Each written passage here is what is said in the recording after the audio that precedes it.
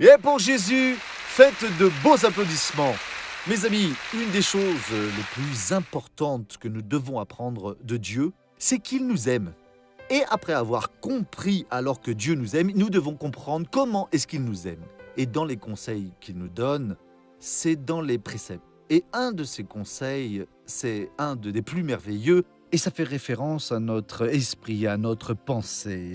Et je voudrais vous parler aussi, avant de rentrer dans le sujet de ce soir, car ce sujet est vraiment important, parce que nous sommes en fait ce que nous pensons, et ça devient alors notre vie et nos façons d'agir.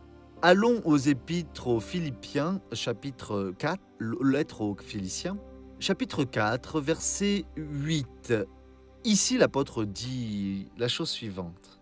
Il dit ainsi, « Au reste, frères, que tout ce qui est vrai, tout ce qui est honorable, tout ce qui est juste, tout ce qui est pur, tout ce qui est aimable, tout ce qui mérite l'approbation, ce qui est moralement bon et digne de louange, soit l'objet de vos pensées. » Le Seigneur Dieu est toujours en train de nous élever, nous montrer ce qu'il veut pour nous. Il nous apprend à penser de la bonne manière. Donc, si vous êtes une personne qui ne fait que penser que demain la situation pourrait être difficile, que peut-être quand vous serez âgé dans la vieillesse, que vous pourrez être un fauteuil roulant, que vous allez vous marier, mais vous pourrez vous séparer le mois suivant, parce que s'il ne vaut rien, elle ne vaut rien, et vous l'envoyez voir ailleurs, vous créez un climat autour de vous, de choses alors très négatives, qui vont faire alors que ces choses-là vont arriver. Nous sommes aujourd'hui ce que nous pensions être il y a quelque temps, et nous serons demain ce que nous pensons aujourd'hui. Bien sûr que nous ne pouvons pas nous régénérer par la pensée, C'est une œuvre que seul l'Esprit Saint peut accomplir dans la nouvelle naissance. Il nous récrée, nous fait à nouveau.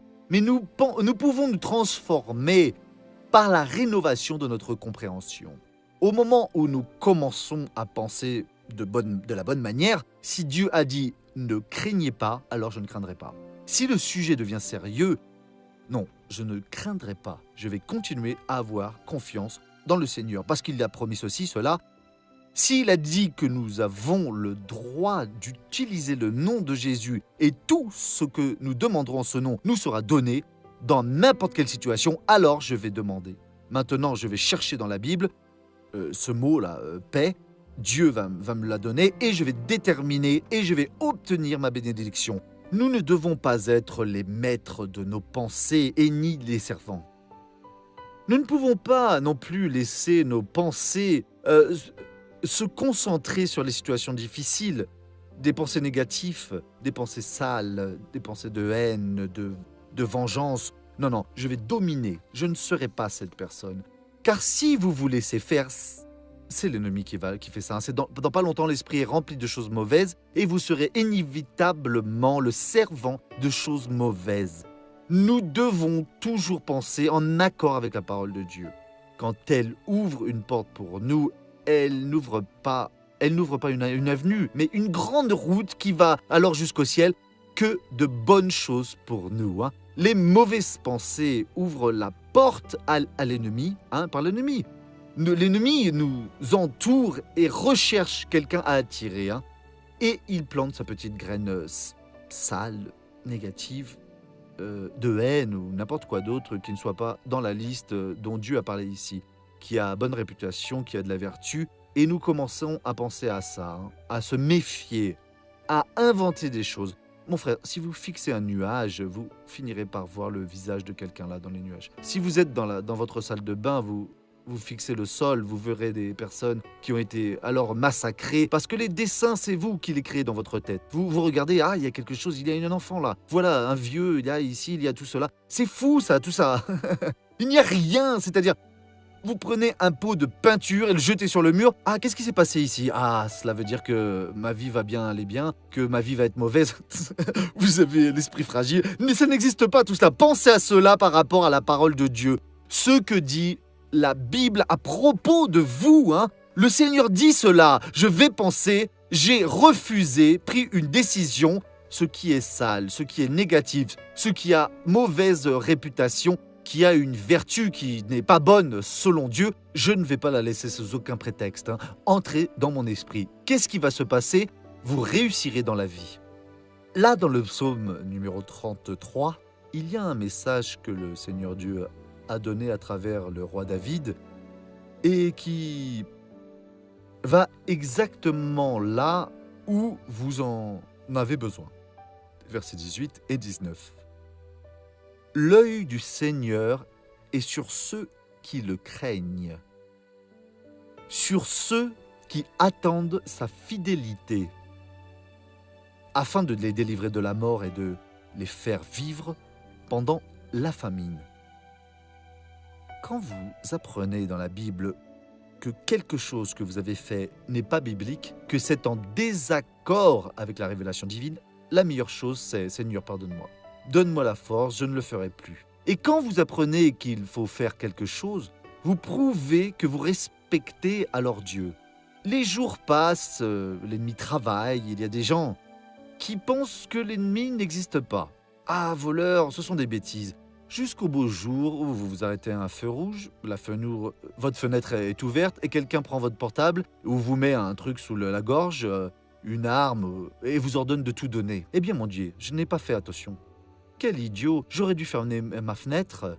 Il y a des gens qui pensent que le démon ne travaille pas, il est en train de planter sa graine. Si la personne vit loin de Dieu, les yeux de Dieu ne peuvent pas contempler la prière qu'elle fait, car elle ne craint pas Dieu, elle ne respecte pas, en d'autres mots, elle est séparée de Dieu. Il y a une muraille qui s'interpose, elle ne respecte pas la parole et Dieu ne peut pas agir.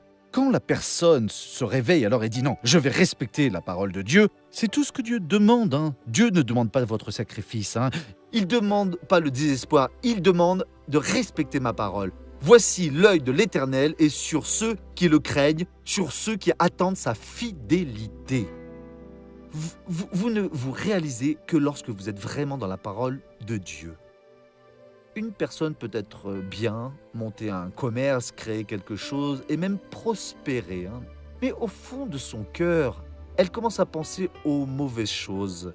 Ou à cause de sa moitié qui sait, quelque chose arrive et je me sens libre de tromper ma moitié. Ou quelque chose d'immonde, de sale, pécheresse.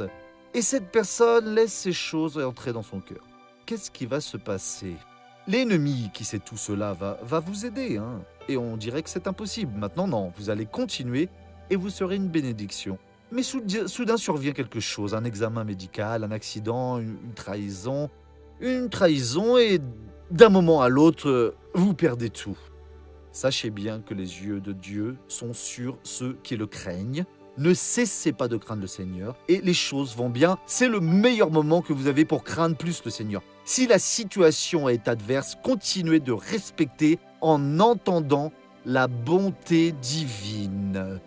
Très souvent, Dieu permet que nous passions, comme Jésus l'a dit alors à Pierre, Satan, il demande, veut te tamiser, comme on le fait avec le blé. Il veut te sacrifier. Je laisse supplier pour toi. Mais missionnaire, pourquoi est-ce que Dieu permet cela? C'est pour notre croissance. Sinon, nous serions toujours des enfants dans la foi. Quand viennent alors les problèmes, si vous craignez Dieu, continuez de croire en le Seigneur et d'agir selon sa parole. Ne faites pas comme ceux qui ne craignent pas Dieu. Alors maintenant, même en même temps, espère en la bonté divine. Mais missionnaire, la tentation est une chose sale et Dieu la permet. Jésus a été tenté en tout. Dieu, l'Esprit Saint, a pris Jésus après le baptême de Jean-Baptiste, qu'il l'a baptisé dans le Jourdain. Il l'a emmené dans le désert et il a dit à la Bible clairement, il a été conduit par l'Esprit Saint pour être tenté par le diable. Jésus n'était pas alors ce genre de personne, le petit-fils à maman que les parents leur protègent. Il y a des mères qui vont jusqu'à laver leur fils avec de l'alcool et leur abîment la peau, car il ne peut pas être contaminé. Elle passe de l'alcool car il ne peut pas contracter une maladie. Enfin, parfois c'est bien de les laisser jouer dans la terre, parce que pour qu'ils puissent se fortifier, être résistants. Et donc vient une tentation, Dieu vous regarde, mais il nous donne le secret. Continuez de me craindre, car mes yeux sont sur vous. il ne permettra pas que vous soyez tentés au-delà de ses forces. Et avec la tentation, il donne l'échappatoire et en même temps espérer sa bonté. Je ne vais pas tomber, je vais surmonter cette tentation avec la tête haute. Si vous pensez à ce qui est bon, vous êtes dans la parole de Dieu, vous n'allez pas tomber dans un autre piège du diable. Le diable vient et vous tente quelque chose de sale et vous n'acceptez pas. Du coup, il vient avec une autre tentation et vous ne le voyez même pas, vous faisant vous convaincre que vous ne valez rien. Car vous êtes passé par cette tentation et Jésus ne vous a jamais laissé, même si vous avez été tenté. Au contraire, non, il reste le Fils de Dieu, la même chose pour moi et vous. Et si vous tombez, demandez pardon à Dieu, arrangez les choses, ne restez pas à terre, non, car Dieu veut vous voir debout.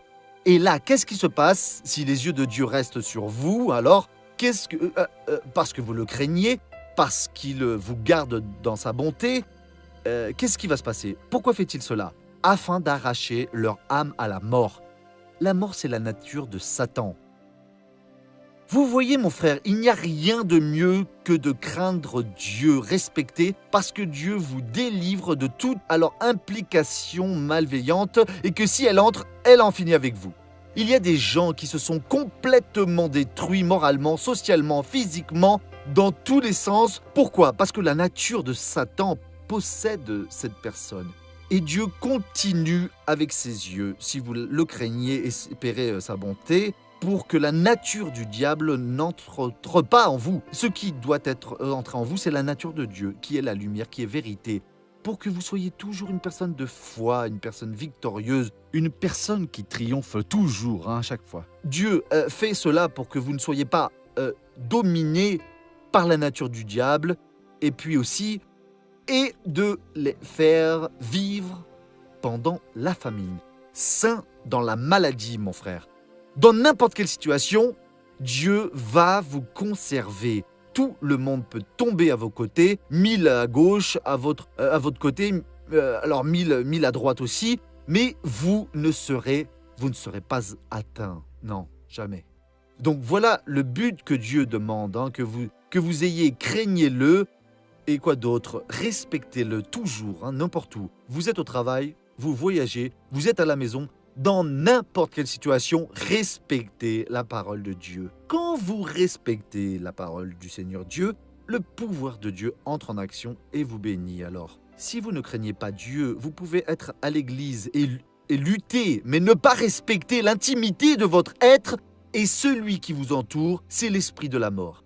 Et au moment où la famine arrive, vous souffrez. Au moment de la maladie, alors vous êtes malade. Au moment de la perturbation, vous êtes perturbé. Et quand le péché arrive, vous tombez dedans. Laissez-moi prier, fermez les yeux. Père, merci beaucoup. Dieu, nous apprenons tous à te servir et nous te demandons maintenant miséricorde. Père, nous voulons confirmer que nous sommes la lumière de l'école de l'Esprit Saint.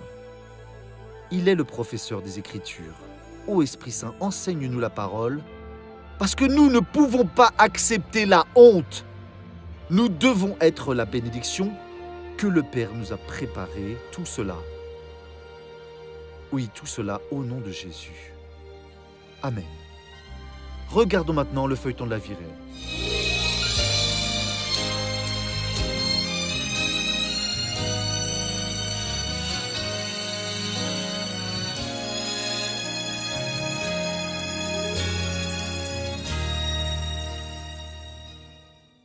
Ma vie avant, elle était très difficile. J'avais beaucoup de dettes, beaucoup de problèmes à la maison.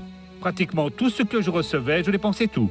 Et il ne nous restait rien. Avant, nous avions beaucoup de difficultés pour acheter des choses à la maison, comme il vient de le dire.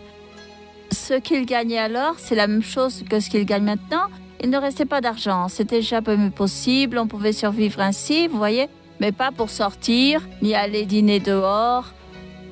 Vous savez, de prévoir l'achat de quelque chose. Aujourd'hui, je vais acheter un réfrigérateur. Demain, je vais, vous savez, acheter un autre meuble. À la maison, c'était pas possible. Deux paires de pantalons, une pour sortir et une pour travailler. Même pour les gens qui nous entouraient, vous savez, c'était très négatif. Personne ne nous aidait, personne qui nous remontait le moral. Tout était négatif. Jusqu'à ce que je commence à rechercher Dieu, à Dieu. Je l'ai connu grâce à mes sœurs qui fréquentaient. Et là, il a commencé à y aller avec ses sœurs et il s'est beaucoup amélioré. J'ai reçu une invitation pour la Santa Cruz et c'est ce jour-là que le missionnaire m'a donné cette révélation, oui. Il m'a dit ainsi, indirectement, mais j'écoutais, il a dit, vous qui avez envie de quitter cet endroit et d'aller dans une autre ville, vous déterminez, vous allez vaincre. Quand vous y arriverez, vous serez un vainqueur. Après, il a voulu y aller. Il est arrivé à la maison. On en a parlé, voyez, ce que j'en pensais. J'ai trouvé ça merveilleux. J'ai dit, on y va. Là, c'était plus possible. 3e mois, déjà, ça commençait à s'améliorer. Je peux éloigner, c'était cher. Je demandais à Dieu que Dieu me montre un chemin. Et chaque fois, le missionnaire disait, si vous sentez dans votre cœur, vous devez parrainer. Et puis, j'entendais toujours le message missionnaire pour planter la graine, vous savez. Après qu'il ait commencé à parrainer, c'est là vraiment que ça a changé. Et là, notre vie s'est vraiment améliorée. J'ai commencé à parrainer. Et petit à petit, on a vu les bénédictions. J'ai commencé avec le permis de conduire. Hein. Moi, je pensais que je n'allais pas réussir à obtenir, mais grâce à Dieu, je l'ai eu.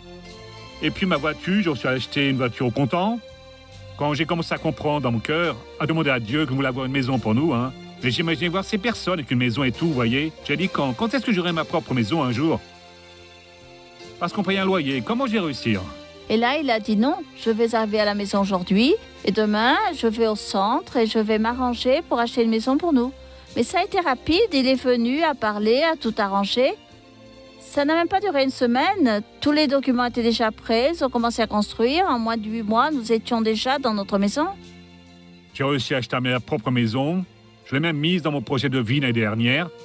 Et tout ce que j'ai mis l'année dernière, ça y est, vraiment. J'avais mis dans le projet de vie de mon épouse qu'elle puisse trouver un emploi fixe, qu'elle n'avait pas. Et maintenant, cette année, au mois de janvier, elle a commencé un travail fixe aussi. Je l'ai trouvé là, en janvier, un nouvel emploi. Je l'ai vécu, je sais ce qu'on a passé et comment on est aujourd'hui. Tout cela grâce à Dieu. Si ce n'était pas sa foi et la volonté qu'il a d'obtenir les choses, on n'obtient rien sans foi. Si je n'avais pas eu la foi, si Dieu n'était pas là dans mon cœur, ça n'aurait pas été possible. Je remercie Dieu pour tout. Gloire à Dieu. Laissez-moi vous expliquer une chose. Le parrainage, ce n'est pas pour que les gens gagnent de l'argent. Hein. Je vais parrainer, je vais donner 100 € par mois, ou je donne pas plus, ou beaucoup plus, et Dieu me fait prospérer. Non, ce n'est pas ça. Le parrainage, c'est un appel. Et si vous ne sentez pas se toucher dans votre cœur, je vous le demande, ne vous inscrivez pas. Ne pensez pas à gagner, non, car l'évangile, ce n'est pas une source lucrative. Je vais faire une prière maintenant pour tous ceux qui ont des problèmes dans la colonne. Hein. Quand je sens dans mon cœur, Dieu m'utilise beaucoup avec ce problème, c'est un problème sérieux. Ô missionnaire, j'ai un problème sérieux qui parfois affecte d'autres parties de mon corps. Qui ici a un problème à la colonne? Levez la main au nom de Jésus. Beaucoup de gens, hein. Venez ici devant, je vais prier pour vous au nom de Jésus. Hein.